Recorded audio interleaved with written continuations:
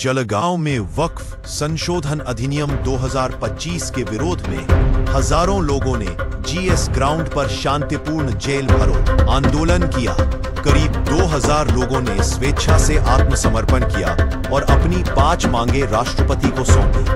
प्रदर्शन में विभिन्न सामाजिक और राजनीतिक संगठनों ने भाग लिया। आंदोलन का उद्देश्य वक्फ संपत्तियों पर सरकारी नियंत्रण खत्म कर समुदाय को उसका अधिकार दिलाना था।